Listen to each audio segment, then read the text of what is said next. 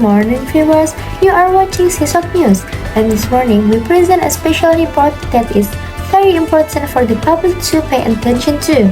In the past few years, various national health and educational institutions have recorded an increase in mental health disorder among children and teenagers, condition that not only affected learning process, but also emotional development, social relationship, and their self-confidence. Increasingly complex academic pressure, a culture of comparison on social media, a fast-paced lifestyle, and the lack of safe space to express emotion have become increasingly noticeable factor. This phenomenon is becoming more evident as the number of psychological consultations among teenagers has risen significantly, with some regions reporting increase of 2 to 3 times compared to the previous year. Given the urgency of the situation, this morning we bring you an in-depth report in how teenagers in Surabaya are facing this mental pressure. We will also highlight how families, school, and surrounding communities are responding, whether the support is sufficient or whether improvement are still needed. To understand this situation on the ground directly, we are now connected with our reporter, Nauli, who has currently at one of the Youth Counseling Center in West Surabaya. Please go ahead, Nauli. Thank you, Anya. I am now at the Ruang Cerita Youth Counseling Center in West Surabaya, a place that has recently experienced an increase in visit from children and teenagers.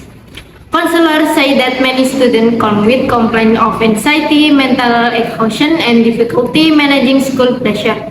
To understand this more deeply, I am here with resource person Vendra, a youth counselor who has handled many cases over the past 2 years.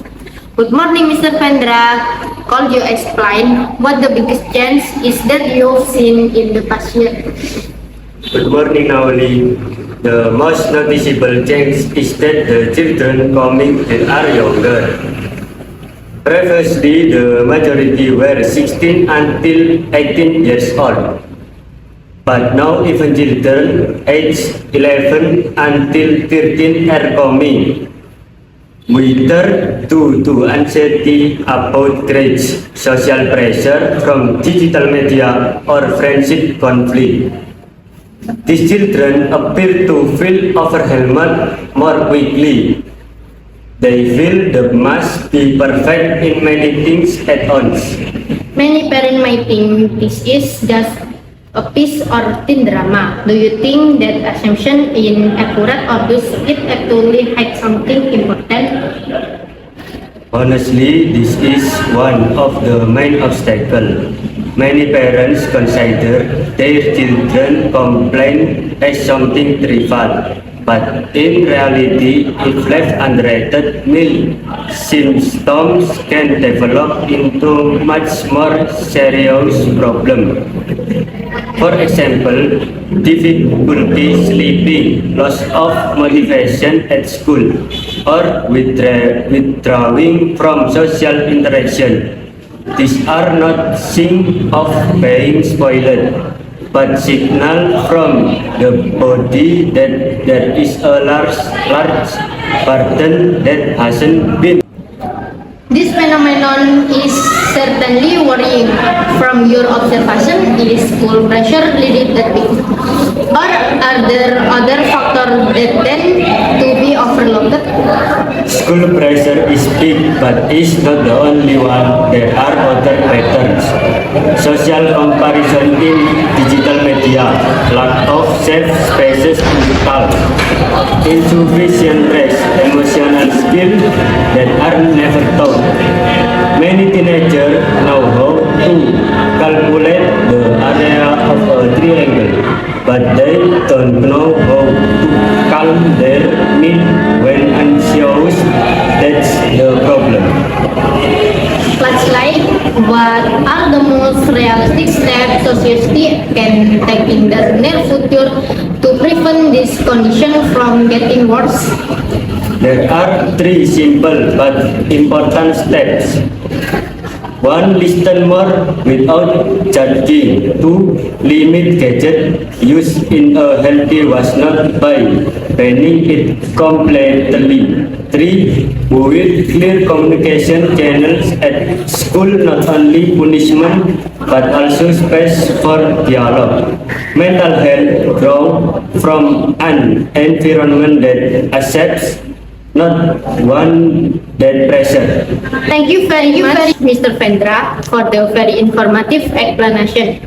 It is clear that mental health is not only an individual issue, but a shared responsibility of families, school, and the social environment. Back to the studio, Anya. Thank you, Noli. Viewers, what Mr. Vendra explained gave a clear picture that mental health is no longer an issue we can take lightly or simply consider a teenage phase. There are symptoms that are often ignored, pressures that are invisible, and emotional needs that are not always met. The rise in anxiety and social stress among children and teenagers show that our younger generation need far more comprehensive support. They need environment that not only demand academic achievement but also facilitate emotional balance, healthy communication, and a sense of safety in sharing their feelings without of being judged. Schools are expected to be not only place to learn academic subjects, but also space for the psychological growth of students. Parents also need to be more sensitive to small changes in their children, whether it is change in sleep patterns, declining motivation, or withdrawing from friends. Every sign has meaning that need to be understood, not ignored.